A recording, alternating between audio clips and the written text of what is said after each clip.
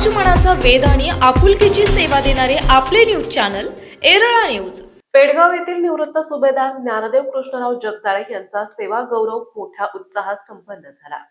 या निमित्ताने वडूज येथील सिद्धराज मंगल कार्यालयात आयोजित केलेल्या कार्यक्रमास माजी सैनिक संघटनेच्या पदाधिकाऱ्यांसह शेकडो हितचिंतक उपस्थित होते।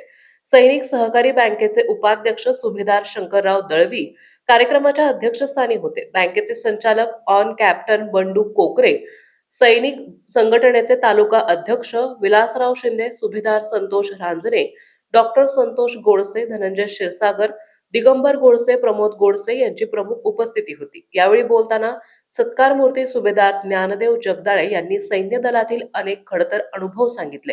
दिवस रात्र ऊन वारा पाऊस याची तमा न बाळगता सैन्यात काम करावे लागते। अनेक वेळा स्वतःचे मरणही दिसले तरी न डगमगता काम करावे लागते। एक मात्र सैन्यात कितीही कष्ट पडले तरी आपण देशासाठी लढतोय ही महत्वाची भावना समाधानकारक असते। यावेळी माजी सरपंच अंकुशराव दबडे, सैनिक संघटनेचे अध्यक्ष सुभाषराव मोहिते, निवृत्त मुख्याध्यापक तानाजी जगदाळे, हवालदार सतीश चव्हाण, जयश्री गोडसे, श्री कोकरे, श्री शिंदे यांची मनोगते झाली। त्यांनी आपल्या भाषणात सुभेदार जगदाळे यांच्या कार्याचा गौरव करण्याबरोबर सैन्य दलाच्या अभिमानास्पद नोकरीचे महत्त्व विशद केले। राजकुमार बागल यांनी प्रास्ताविक केले। प्राध्यापक सुरेश जाधव यांनी सूत्रसंचालन केले। तुळशीराम जगदाळे यांनी आभार मानले। कार्यक्रमात सरपंच विनोद मोहिते, पोलीस पाटील विजय जगदाळे, हवालदार विठ्ठल मोहिते, हनुमंत जगदाळे, हिंदूराव फडतरे, विलासराव धुमाळ, अनिल राऊत, निवृत्ती सुतार, शामराव मुके, उत्तम जाधव, संतोष चव्हाण, श्री घाडगे, विलासराव साळुंके, ब्रह्मदेव जगदाळे, डॉक्टर नितीन जगदाळे, शिवाजी फडतरे, रंजना जगदाळे आदीसह शेकडो मान्यवर उपस्थित होते। दरम्यान सुभेदार ज्ञानदेव जगदाळे 1996 साली सैन्य दलात भरती झाले। त्यांनी आसाम, अरुणाचल प्रदेश, सिक्कीम, राजस्थान, पंजाब, कारगिल आदी ठिकाणी 30 वर्षे सेवा बजावली। कुलदैवत, ग्रामदैवत, माझे माता पिता यांच्या चरणी वंदन करून इथे उपस्थित आजी माजी सैनिक संघटनेचे पदाधिकारी, राजकीय क्षेत्रातील पदाधिकारी, माझी मित्रमंडळी, पाहुणे मंडळी व पेडगाव गावचे ग्रामस्थ, या सर्वांना मी नमस्कार करतो। आता वेळ भरपूर झालाय, माझ्याविषयी यांनी काय सोडलंच नाही तेव्हा मी काय तुम्हाला जास्त सांगू शकत नाही। तरी सुद्धा काही अनुभव असतात। सातारा जिल्हा सैनिकांचा जिल्हा, त्या जिल्ह्यामध्ये 30 वर्ष पूर्ण करण्यासाठी मला जे सौभाग्य मिळालं, मला जे या जिल्ह्याकडून मला जे एक याचा सपोर्ट मिळाला, त्यामुळे मी जी माझी सर्व्हिस पूर्ण करू शकलो। पहिले तर माझे वडीलधारी, दुसरे माझे अधिकारी, त्यांचे अनुभव आणि माझे सैन्यातील सैनिक साथी, या सर्वांच्या साथीमुळेच मी माझं 30 वर्षाचं कार्यकाल पूर्ण करू शकलो। जास्त मोठे नाही पण छोटे अनुभव सांगू शकतो तुम्हाला मी। आता जेव्हा कारगिलचा रिकॉल आला तेव्हा सर्वांना वाटलं की माझ्या गावचे ज्ञानदेव जगदाळे हे रिकॉल करून जात आहेत। गावकऱ्यांच्या मनातला तो एक क्षण, त्याच्यापेक्षा माझ्या घरातल्या लोकांचा क्षण, तो फार मोठा एक अनुभवाचा क्षण आहे। मीच नाही तर माझ्या बरोबरचे असे अनेक सुभेदार सैनिक रिकॉल होऊन चालले होते।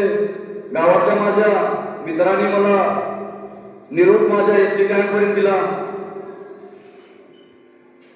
मी जास्त अनुभवलो ते पुणे स्टेशनवर अक्षरशः जेवढे यात्री आहेत त्यांनी आमच्यासाठी ट्रेन खाली केली होती. त्यांना माहित होतं की सैनिक जर पुढे गेले तरच हे सगळं कार्य पार पडेल. तो फार एक वेगळा क्षण होता. आणि ज्या ठिकाणी आमचं रेजिमेंट डिप्लॉय होतं त्या ठिकाणी बोपोरची तोफ लागलेल्या होत्या. एक एक दिवस, एक एक तास, एक एक क्षण तो आठवल्यानंतर विसरू शकत नाही. काही क्षण माझ्या रेजिमेंटचे जेव्हा आम्ही गोगलदारमध्ये होतो, माझे मित्र हरनाथ चव्हाण होते माझ्याबरोबर, गाडगे बी होते. संध्याकाळी एक 5-6 वेळ असेल,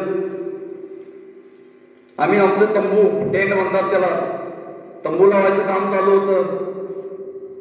आणि समोरच्या पाडीवरून फायरिंग झालं. आता आमचं काम असतं जेव्हा फायर झालं तेव्हा कुठली हालचाल न करता दुश्मन कुठं आहे ते शोधायचं असतं. पहिले आपल्याला वाचवायचं, आपल्या साथींना वाचवायचं आहे, आणि त्याच्यानंतर पुढचा काय निर्णय असेल तो घ्यायचा.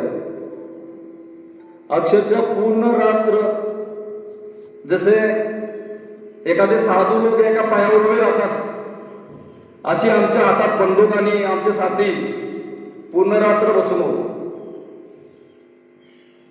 तो एक क्षण आठवल्यानंतर असं वाटतं की अशी जी फौजीची जिंदगी आहे नॉर्मल जिंदगी नाही. देवांच्या बरोबर आपली तुलना नाही करू शकत आपण, पण ज्यांनी असते की आपलं ऐकून घ्यायला कुणाला वेळच. पुत्र सुभेदार मेजर, खरं तर सुभेदार मेजर असे शब्द आपण उच्चारतो त्यावेळेला खरं तर आपल्या सुद्धा अंगामध्ये एक शक्ती संचारते. फौज आहे तो मौज आहे असं म्हटलं जातं. ज्या देशाकडं फौज आहे त्या देशाची मौज आहे. ज्या दुकानदाराकडं कामगार आहे त्या कामगाराची मौज आहे. ज्या म्हणजे कुठले असू द्या, शाळा असू द्या, कुठे असू द्या, फौज आहे तर मौज आहे असं म्हणलं जातं. आणि ते यथार्थानं साध्य होतं. देशाचे जे सैन्य विभाग आहे त्यांचं मनापासून कौतुक करावं असं वाटतं. आदरणीय बागलसाहेब यांनी मगाशी उच्चार केला शॅल्यूट कुणाला मारावा, तर खऱ्या अर्थाने शॅल्यूट हा फक्त फौजी आणि फौजी माणसांनाच मारावा असं माझं स्वतःचं मत आहे. कारण 30-30 वर्ष, 35-35 वर्ष, आता मी फॉर्मॅलिटीमध्ये सुरुवातीला या कार्यक्रमाच्या निमित्तानं स्टेजवर असणारे खटाव तालुका आजीमाजी संघटनेचे अध्यक्ष, उपाध्यक्ष, त्याचप्रमाणे मला वाटतं जे खटापूर योजनेचे जनक त्याच्यामध्ये त्यांनी हिरईनं भाग घेतला ती खटाव तालुका आजीमाजी सैनिक संघटना आहे. त्यांचे श्री दळवी साहेब शिवदळीची माणसं आहेत, दुसरे कोकरे साहेब तेही शिवदळीचीच माणसं आहेत. हे सर्वच व्यासपीठावरील आमचे मित्र आदरणीय डॉक्टर साहेब की ज्यांचा खऱ्या अर्थानं आमच्या पेडगावकरांना आधार वाटतो अशी व्यासपीठावरील मंडळी. त्याचप्रमाणे या ठिकाणी कार्यक्रमाला उपस्थित असणारे पेडगाव पाणी फाउंडेशनचे पदाधिकारी असतील या सर्वांचाच या ठिकाणी कुटुंबाची विनंती आहे की सत्कार करायचा आहे. त्याचप्रमाणे सिद्धनाथ मंदिरामध्ये ज्यांनी योगदान दिलं यांचाही या ठिकाणी त्यांची इच्छा आहे सत्कार घ्यावा. त्याचप्रमाणे पेडगावचं जे पारायण मंडळ आहे, पाणी फाउंडेशन असेल किंवा अजून ज्या संघटना असतील, माझ्याकडून चुकून एखादं नाव राहू शकतं एखादी संघटना, त्या सर्व पेडगावकरांचा विविध कार्यकारी सेवा सोसायटी असेल, ग्रामपंचायत सदस्य असतील, ग्रामपंचायतची सदस्य असतील, या सर्वांचा या ठिकाणी सत्कार घ्यायचा असं कुटुंबाच्या वतीने विनंती आहे. परंतु सुरुवातीलाच या सर्वांचं स्वागत करतो आणि या आमचे मित्र आदरणीय सुभेदार मेजर ज्ञानदेव कृष्णराव जगदाळे यांच्या या सेवानिवृत्तीच्या सत्कार समारंभामध्ये थोडंसं त्यांचं वैयक्तिक जीवन मला वाटतं सरांनी आता सांगितलं असेल, परंतु आदरणीय ज्ञानदेव जगदाळे, ज्ञानदेव म्हणजे तसं माऊलीचं नाव ज्ञानदेव, परंतु देशाच्या सीमेवर विठ्ठल विठ्ठल म्हणून चालत नाही. त्या ठिकाणी गोळीचं उत्तर गोळीनं द्यावं लागतं, तिथं रामकृष्ण हरी चालणार नाही. अशा ठिकाणी या ज्ञानदेवाने गेली 30 वर्षे आपलं योगदान दिलं. खरं तर मी माझा प्रयोग चालू केलेला होता गेल्या 5-6 वर्षापूर्वी, की जे म्हणून गावामध्ये मिलिटरीतले आमचे सहकारी येतील आणि पुन्हा मिलिटरीतला जॉईन करायला जातील, त्या त्यावेळेला त्यांना मी निमंत्रित करायचो की बाबा तुम्ही जाताना माझ्याकडे येऊन जेवण करून जायचं, माझ्या येतोची जेवण मला तुमचा सत्कार करता येईल, जेवण देता येईल, येतोची 4 घास घालता येतील. परंतु तो उपक्रम, माझे काही उपक्रम हे उपक्रमच राहिले, ते पूर्णत्वाला गेले नाही, पुन्हा ते थांबलं गेलं. तर मिलिटरीतल्या माणसाबद्दल नेहमीच फार मोठं कौतुक असतं. अनेकांचे किस्से मी ऐकत असतो. हे किस्से ऐकत असताना आज या ठिकाणी माननीय सुभेदार ज्ञानदेव कृष्णराव जगदाळे यांच्या 30 वर्ष त्यांनी या देशाची निस्वार्थ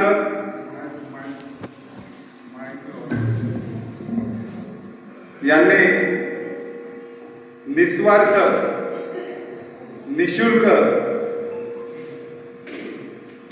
आणि अगदी मनापासून या देशाची सेवा केली. आणि आजचा जो हा दिवस आहे हा त्यांच्यासाठीच नाही तर त्यांच्या पूर्ण कुटुंबियांसाठी. एकदा आपला 18 ते 20 वर्ष वय झालं, प्रत्येक घरातल्या पोषणकर्त्याचं कर्तव्य असतं की माझ्या मुलाने अधिकारी व्हावं, IAS व्हावं.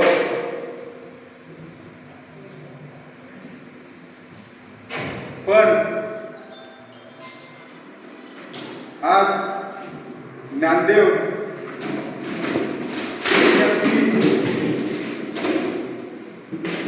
राजकुमार बागल आमच्या जन्मात केवळ 7 दिवसाचं अंतर आहे. आमच्या दोघांमध्ये चढावळ होती की पहिला तू जातोय की मी जाऊ.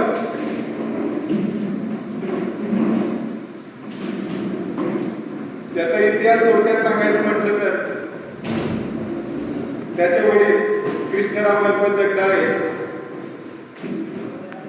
यांनी सुद्धा देशाची सेवा केली आणि त्यांच्या प्रेरणेतून हे घडलेले आपले सुभेदार साहेब आणि आमच्या पूर्ण कुटुंबाचा इतिहास बघायचं म्हटलं तर कृष्णराव गणपत जगदाळे, सोपान गणपत जगदाळे आणि विलास गणपत जगदाळे आणि मी स्वतः राजकुमार मारुती बागल, सुभेदार ज्ञानदेव कृष्णराव जगदाळे, सचिन गणपत जगदाळे असा ह्या आमच्या कुटुंबाचा एक फौजी असण्याचा वारसा जो आहे तो आम्ही पुढे कसा चालत राहील आणि आमच्या कुटुंबातून या देशाच्या रक्षणासाठी एक तरी माणूस आमच्या कुटुंबातून घडावा अशी आम्ही मनाशी अपेक्षा बाळगलेली आहे. वक्तव्य मला काही येत नाही, पण 4 शब्द मला जे काही भावतात ते मी सांगत आहे. तर इथं उपस्थित असलेल्या सर्वांना, मान्यवरांना माझा भावपूर्ण नमस्कार. आता भाषणामध्ये बरंच सगळं त्याच्याबद्दलचं सांगितलेलं आहे. तरी पण माझे वडील आर्मीमध्ये, ते आर्मीमध्ये, त्यानंतर भाऊ, आत्याचा मुलगा, सगळेच आर्मीमध्ये. त्यामुळं संघर्ष जीवनातला कसा होता तो सांगायला लागला तर हा दिवस पुरायचा नाही. एवढा संघर्ष म्हणजे वडील सीमेवर होते आणि आई घरची सगळं रक्षण करत होती. म्हणजे आमच्या सर्वांना सांभाळण्याचं कार्य सगळं आई करत होते. म्हणजे देशाची सेवा वडील करत होते आणि सगळ्या कुटुंबाची सेवा आई करत होती. तर त्यातून आई वडिलांनी आम्हाला असं घडवलं. आणि खरंच आता सांगितलं ना तसं की म्हणजे आपण स्वतःसाठी न जगता इतरांसाठी पण जगायला पाहिजे. म्हणजे देशाची सेवा म्हणा ही करता आली पाहिजे आपल्याला पण. आणि म्हणजे आता रक्षाबंधनचा वेळचा एक प्रसंग सांगते. पूर्वी कसं फोन नव्हते नाही का, तार असायची किंवा मग पत्र लिहायचं. तर जो काही मजकूर आहे, घरची खुशाली आहे, ती सगळी पत्राद्वारे सांगितली जायची. मग कोण म्हणजे ते पत्र मी लिहायचे आणि ते पत्र अजून देखील त्यांनी सगळे साठवून ठेवलेले ते पत्र. आणि मग त्याच्यात सगळ्यांची खुशाली म्हणजे ह्याच्याद्वारे सगळा आमचा समन्वय व्हायचा. काय असेल ती खुशाली सगळी याद्वारेच व्हायची. आणि एकदा राखी रक्षाबंधन होती आणि राखी काही म्हणजे अशी ती मग मिळायची नाही त्याला. तर मग राखी मिळालीच नाही. आणि नंतर म्हणजे 10-15 दिवसांनी पत्रात लिहिलं की त्यांनी मला राखी मिळाली नाही. तर तेव्हा खूप वाईट वाटलं. म्हणजे तेव्हा एवढ्या सुविधा पण नव्हत्या. तर त्याने मग तिथंच मंदिरात जाऊन तिथल्या पंडितजींनी त्याला राखी बांधली. तर म्हणजे किती वाईट वाटतं ना. म्हणजे देशाचे रक्षण करता करता आपल्या कुटुंबाची पण जबाबदारी राहून जाते ना. तर असा हा संघर्ष आणि संघर्ष करता करता असे हे फौजी सैनिक सगळे म्हणजे त्यांना दोन्ही जबाबदारी सांभाळायला लागतात. तर त्या सांभाळता सांभाळता असा संघर्ष केला आणि त्यातून 30 वर्ष सेवा केली आणि आज सेवा मिळते. तर मला खूप अभिमान वाटतो आहे की म्हणजे माझे वडील, चुलते सगळे आणि माझे भाऊ, याचा मला सार्थ अभिमान आहे की तो आज म्हणजे काय म्हणतात चांगल्या पदावरून रिटायर होत आहे. तर एवढंच सांगते मी. आणि त्याच्या भावी आयुष्यासाठी भरभरून शुभेच्छा आणि त्याचं सगळं पुढचं आयुष्य सगळं उत्तम हो. आणि ज्या जन्म दिलेल्या माऊलीला पण खूप खूप धन्यवाद. तिने अशा मुलाला जन्म दिला आणि असं घडवलं त्याबद्दल खूप खूप धन्यवाद. आणि तुम्ही सर्वजणांनी माझं शांतपणे भाषण ऐकून घेतलं त्याबद्दल सर्वांचे धन्यवाद. येरळा न्यूजसाठी प्रतिनिधी सचिन गुरव. आपल्या भागातील महत्त्वाच्या बातम्या पाहण्यासाठी आजच आमच्या येरळा न्यूज चॅनलला यूट्यूबवर सबस्क्राईब करा आणि बेल आयकॉन प्रेस करा.